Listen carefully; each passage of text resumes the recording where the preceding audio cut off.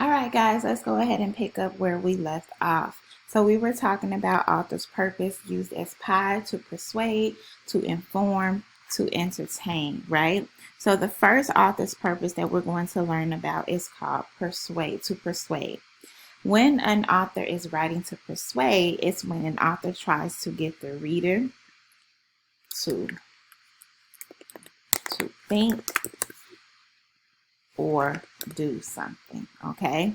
When like think of somebody trying to persuade, trying to convince you to do something, right? If you're saying, oh man, you should get those new Jordans because they fly,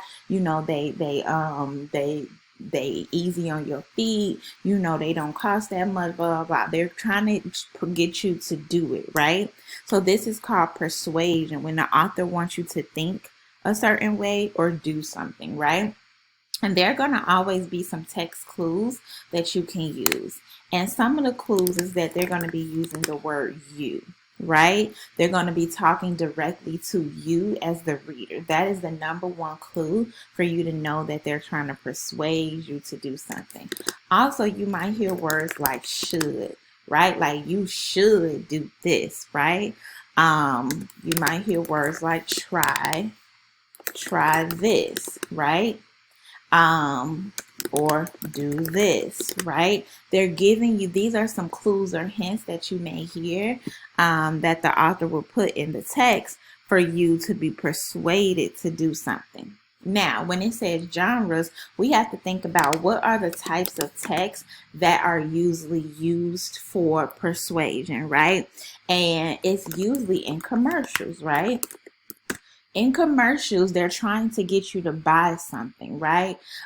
Because they want you to buy their product. So that is a definite good example. When we say genres, I'm really just going to put examples / genres so you won't get confused, right? So we have commercials, we have advertisements when you look in a magazine, right? You also have maybe like reviews of a product, and you may also have like an opinion text, right? Because we know that people's opinions are trying to get you to think their way. Okay, good. Let's move on to the next piece of pie, which is inform. When an author is trying to inform you, the author is giving you information. This is really easy, guys, because inform is the root word of information. And so when you think of inform, I want you to think of the author giving you information or true facts about a subject. Or instead of saying subject, we can say about a topic, because that's what we've really been studying. Okay. So the clue or text words in an inform piece of pie, you're usually going to have real facts, right? You're also going to have a topic. You may have dates. Okay. You may have times, right? So usually when an author is giving you information about something, they're giving you real facts. They're giving you a topic. They're giving you dates about when things happen, times, right? And then usually the examples or genres are, we have a nonfiction text, right? We also may have like a news article. Usually news articles have real facts, usually, right? You may also have like a biography, okay, about someone's life. Or like a documentary, right? And documentaries are usually found like on Netflix about someone's life. It's informing you about that person, right? Okay, good. And so the last piece of pie is, of course, to entertain. And most of the books that you guys have from Miss Fabi are to entertain, right? To make you laugh, to make you have a good time, right? So the author writes fictional stories to give the reader something to laugh at, okay? Or to laugh at or to enjoy. Okay. And usually, guys, the hints or text clues in the entertain piece of pie would be like characters. You usually have like story elements, right? You have fantasy elements, okay? And then, of course, the genre is fictional text, right? You have novels,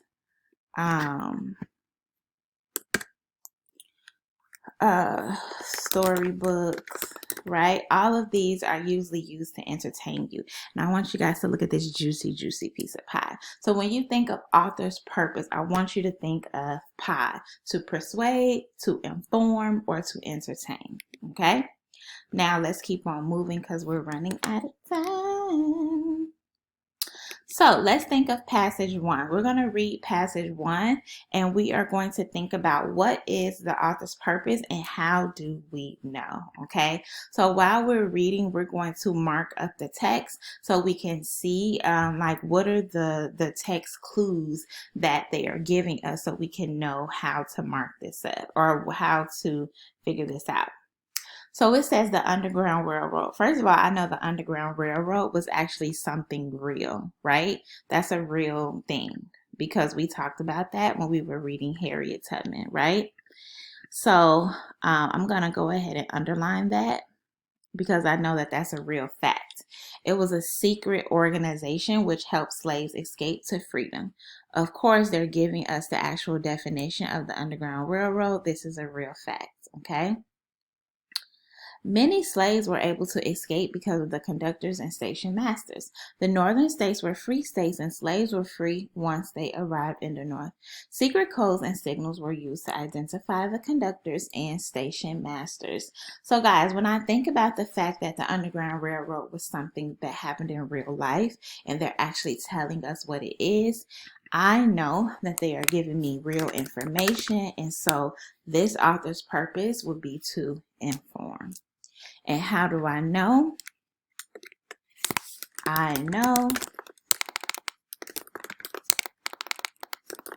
because the author is giving the reader real facts and information about the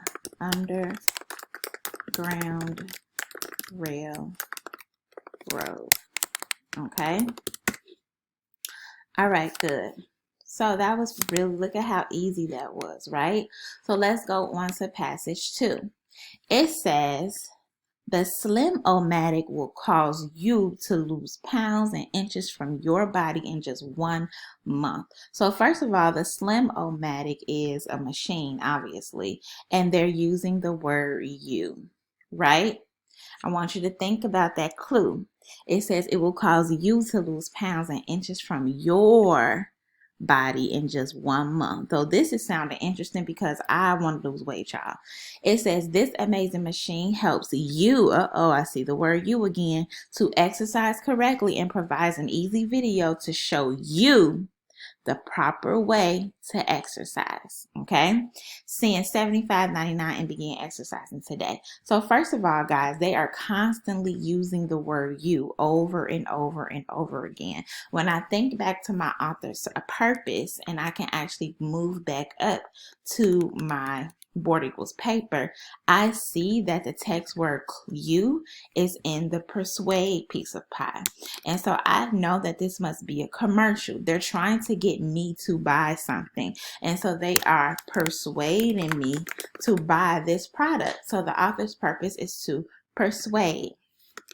I know because the author is trying to get the reader to buy this product. Okay. All right, good. Moving right along. Now we're on passage 3. It says it was a glorious morning in Alabama. So first of all, I know that here is a setting, right? And I'm going to put S for setting.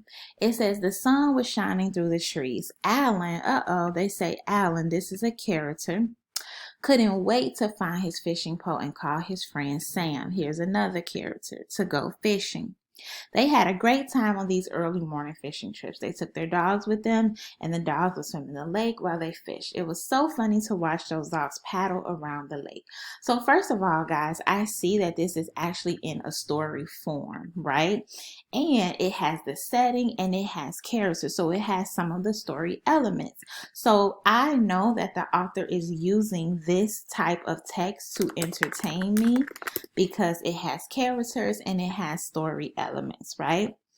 And I know because the text is written in a story form and the author is trying to entertain the reader. Okay, good. All right, guys, so now let's go ahead and move on to our guided practice. Here comes the time in the lesson where you can pause and you can do the guided practice on your own, or you could do it with a sibling or your parent, and you can come back and you can see if you were right, okay? So let's go ahead and begin. So you're either one, pausing the video right here, or we're just going to keep on working together. So it says Joe had been fishing. So first of all, Joe is a character's name, right? Had been fishing for over 2 hours without a single bite. When it says fishing, I kind of know where they are. That's like a clue of the setting. Suddenly, there was a nibble at the end of his fishing line. It seems like this is the actual problem, right? Because it says suddenly. He stood up on the boat and leaned out too far. Just then there was a sharp yank on the line. Joe fell overboard and landed head first into the water. So all of this is the problem. Joe and his friends laughed and laughed, right? So then this would be the solution. So guys, I see that this story actually has story elements. I want to see what you thought. If you chose C to entertain, you were correct. Okay, so how do you know? You should have written, I know because the text is written in story form and the author is trying to entertain the reader. Okay, good. Now let's move on to the next one, guys. It says it's new, it's refreshing, it's Slurpee soda. This is the best soda in the world. If you, we have the word you, drink this soda, you will jump higher, run faster, and be smarter in school. Try one today. So it seems like this is an actual commercial or like an advertisement in a magazine. They're using the word you. They're talking about how wonderful this soda is and what it could do. It can make you jump higher, run faster, be smarter. And so if you chose that this author's purpose is to persuade, you were correct. And how do you know?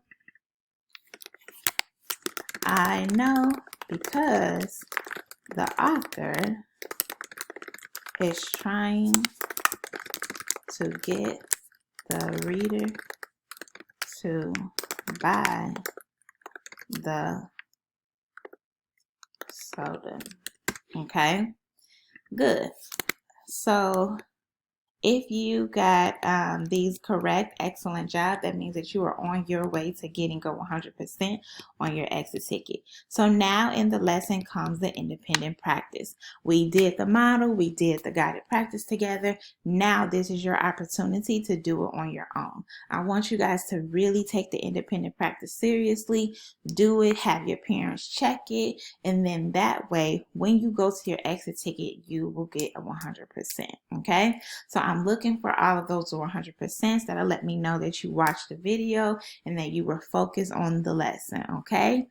All right, guys. So you can meet me back here tomorrow for another lesson of Author's Purpose. Bring your favorite piece of pie if you have some pie. And it was good talking to you today, guys. All right. Have a good day. Bye-bye.